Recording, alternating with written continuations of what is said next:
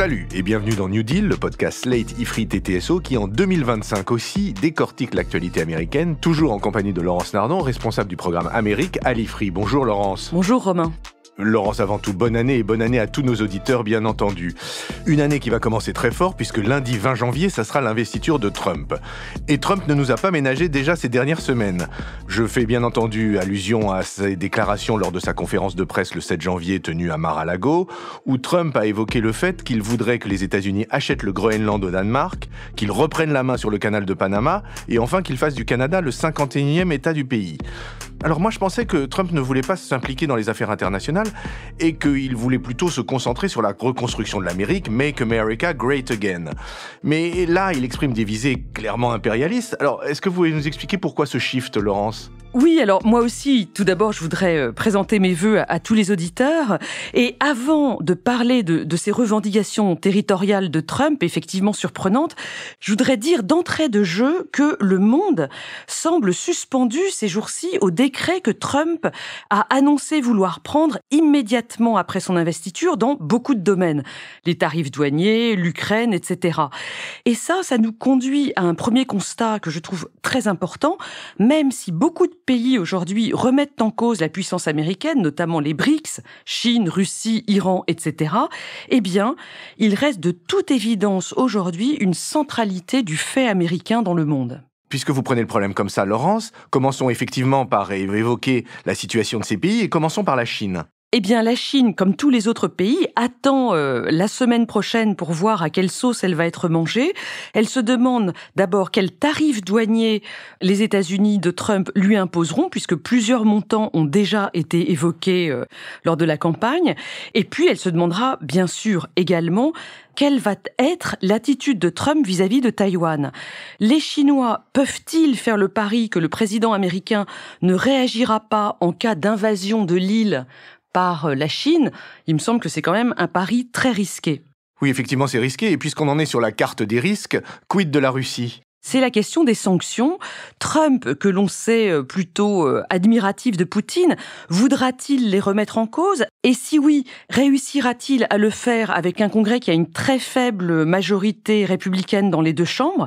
Et puis, surtout, je crois que c'est la question la plus importante, quelle va être l'attitude de Trump dans les négociations sur l'Ukraine?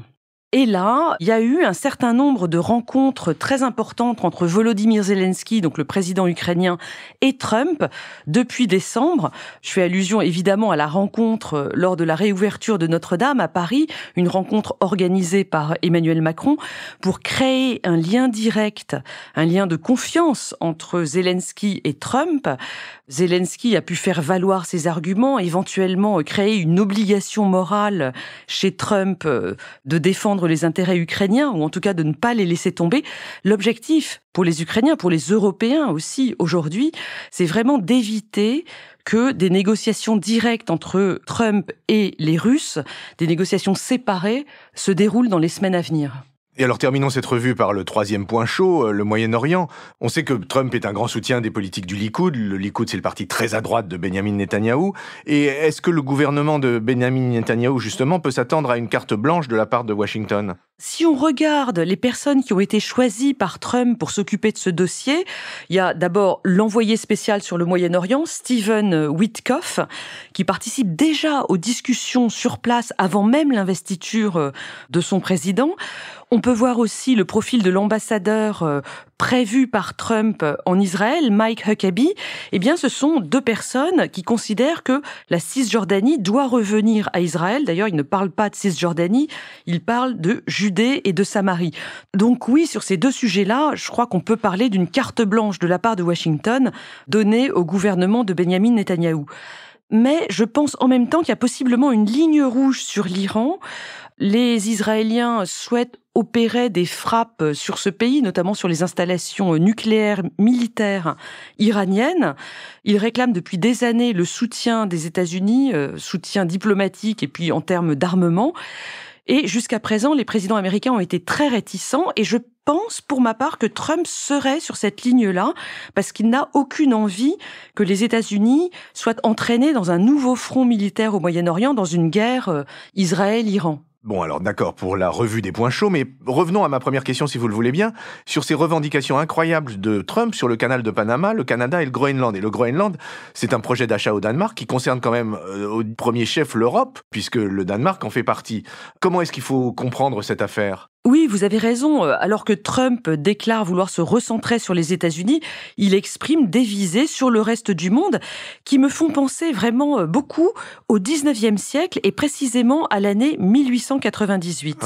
Vous développez un petit peu là-dessus, Laurence. Oui, alors bon, cette année-là, se sont cristallisées des étapes très importantes dans l'avènement de la puissance américaine en cette fin de 19e siècle. Si vous voulez entrer dans les détails, je vous renvoie tous, Romain et les auditeurs, à ce livre que j'ai publié l'été dernier, 2024, Géopolitique de la puissance américaine, où je reviens sur les grandes étapes de l'impérialisme américain au 19e, 20e et peut-être 21e siècle. Remarquable lecture, je m'empresse de le dire. Merci beaucoup, Romain. À la fin du 19e siècle, les États-Unis, qui ont fini de conquérir leur propre territoire de l'Atlantique au Pacifique, commencent à vouloir exister dans le reste du monde sous la houlette de géopoliticiens comme Alfred Mahan et puis aussi évidemment Theodore Roosevelt qui va être président de 1901 à 1909 et qui était déjà dans l'administration américaine dans les décennies précédentes. Bref, à la suite de politiques menées depuis quelques années, 1898 voit la colonisation, je crois qu'il n'y a pas d'autre terme, des Philippines dans le Pacifique, de Cuba et de Porto Rico dans l'Atlantique.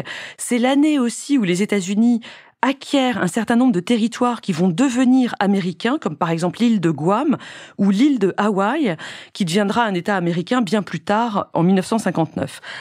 Dans cette fin de 19e siècle, on parle donc d'un premier impérialisme américain, un développement géopolitique. Il cherche à établir des bases navales dans l'Atlantique et dans le Pacifique. Et donc vous voyez dans les déclarations de Trump le retour de cet impérialisme américain ? Il faut faire attention, Romain, parce que quand on parle de l'impérialisme américain, on pense en général à cet impérialisme tel qu'il s'est exprimé au XXe siècle. Il était dénoncé alors par les partis communistes dans le monde entier, mais notamment en Amérique latine. Cet impérialisme, il était souterrain, il était extrêmement actif. On se souvient des opérations menées par la CIA en Argentine et au Chili. Et alors Trump ne se rattache pas à cette tradition de l'impérialisme américain, si je comprends bien ? Pour l'instant, je crois que c'est différent. Trump n'a pas d'ennemi idéologique aujourd'hui comme le Parti communiste l'était pendant la guerre froide et il ne veut pas s'impliquer dans des interventions militaires et surtout pas pour des raisons de responsabilité morale des États-Unis. La vision du monde que Trump a depuis le début, c'est celle d'un monde où il y a une lutte permanente de tous contre tous, où les coalitions, les alliances ne servent à rien. C'est un monde hobbésien. Là, je fais référence évidemment à Thomas Hobbes, ce philosophe britannique. L'homme est un loup pour l'homme. Exactement, il a vécu de 1588 à 1679. Dans ce monde, pour Trump, il faut être le plus fort, il faut mettre toutes les chances de son côté. Et donc, ce qui se dessine, ce serait un retour à cet impérialisme de position développé au XIXe siècle, et ça ne veut pas nécessairement dire que Trump veut faire la guerre. Cet impérialisme de puissance, d'une puissance de position, aurait peut-être même un effet dissuasif. Non mais là vous me parlez des grands principes, mais concrètement, pourquoi est-ce que Trump veut spécifiquement le Canada, le Groenland et le canal de Panama ? Alors Trump revient là à des considérations géopolitiques et il s'intéresse plus précisément au contrôle des voies maritimes. Avec la fonte des glaces, même si le réchauffement climatique n'existe pas, bien sûr, dans la pensée de Trump. Mais il voit bien que les routes maritimes de l'Arctique vont être de plus en plus praticables. Et donc, les flottes russes et chinoises, aussi bien militaires que commerciales, vont pouvoir accéder de plus en plus facilement à l'Atlantique Nord en passant au-dessus de la Russie. C'est beaucoup plus court que de passer par le canal de Suez. Trump pense que les États-Unis doivent absolument surveiller les allées et venues de ces navires. Alors, dans un monde traditionnel, il pourrait le faire en coopérant avec les alliés de l'OTAN notamment. Mais non, justement, Trump est un nationaliste qui ne croit pas aux alliances et il veut que les États-Unis surveillent l'Atlantique Nord tout seul. En définitive, Trump veut récupérer le Groenland pour en faire une sorte d'immense base navale américaine dans l'Atlantique Nord. Et il veut récupérer le canal de Panama pour pouvoir faire passer gratuitement les navires américains de l'océan Pacifique à l'océan Atlantique. Et le Canada dans tout ça ? Lors de la conférence de presse du 7 janvier, dont vous parliez dans l'introduction, Trump a évoqué le déficit commercial entre les deux pays, qui se chiffre en dizaines de milliards de dollars au détriment des États-Unis. Il a également évoqué la coûteuse protection militaire du Canada assurée par les États-Unis dans le cadre de l'OTAN. Mais il s'agit aussi pour lui, dans cette revendication territoriale sur le Canada, d'accéder plus facilement au passage du Nord-Ouest. Alors, j'invite tout le monde à prendre une carte. Le passage du Nord-Ouest, c'est cette route maritime qui passe dans cette espèce de dédale de détroits et d'îles au nord du Canada. Ce sont des routes qui, jusqu'à présent, étaient ouvertes, praticables, fin août, début septembre uniquement. Le reste du temps, c'était gelé. Mais ça devient de plus en plus facile de faire passer des navires dans cette zone. Et donc, les États-Unis veulent pouvoir y passer tranquillement. J'indique au passage qu'il y a un vrai contentieux entre les États-Unis et le Canada, très ancien, sur l'accès à ce fameux passage du Nord-Ouest. Et alors, est-ce que toutes ces revendications ont des chances d'aboutir ? Là, il faut vraiment parler de l'effet de sidération des dirigeants étrangers devant Donald Trump et sa rhétorique très brutale. Il y a vraiment un élément de psychologie à prendre en compte.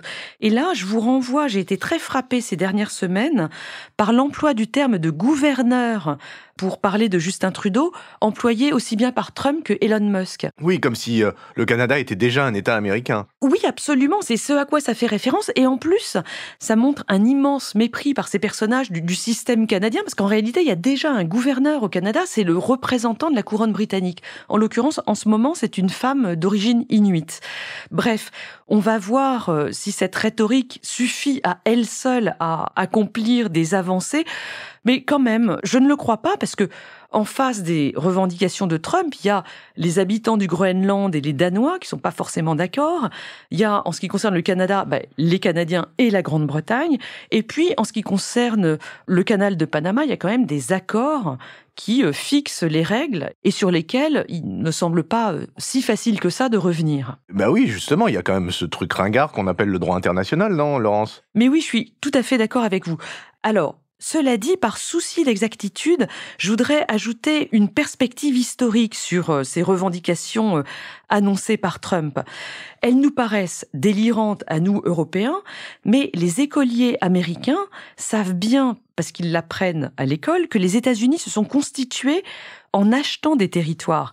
La Louisiane, achetée à la France en 1803, la Floride, achetée aux Espagnols, l'Alaska, achetée à la Russie en 1867.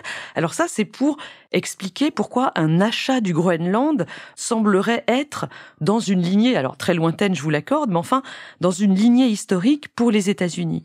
Concernant le canal de Panama maintenant, les Américains ont achevé les travaux en 1914, travaux commencés par la France, je vous le rappelle, et ils ont rendu le canal à Panama sous Carter seulement dans les années 70, et puis avec un traité définitif qui ne date que de 1999. Et puis, revenons pour terminer au Canada. Je vous rappelle qu'il y a eu un traité entre les États-Unis et la Grande-Bretagne en 1846 qui a divisé des territoires à l'ouest du continent nord-américain. La Colombie-Britannique était revenue au Canada avec cet accord, tandis que les États-Unis acquéraient l'Oregon, dont ils ont fait un peu plus tard un État américain. Donc toutes ces tribulations territoriales ont constitué le territoire américain actuel. Il y aurait donc des précédents historiques à ce qui nous semble un délire trumpien, et un délire trumpien qui finalement ne serait que le retour de cet impérialisme du 19e siècle, incarné par Teddy Roosevelt en particulier, dont vous parliez en début de ce podcast. Je vous remercie Laurence, je sens que nous n'avons pas terminé de parler de ces sujets, que Trump n'a pas fini de faire couler de l'encre et d'alimenter ce podcast. Je m'en réjouis, je ne sais pas si je dois m'en réjouir, mais je m'en réjouis beaucoup, et je vous dis encore une fois bonne année et à la semaine prochaine. Merci Romain. À la semaine prochaine, nous serons donc le surlendemain de l'investiture. Retrouvez New Deal chaque semaine sur Slate Audio et toutes les plateformes de podcast.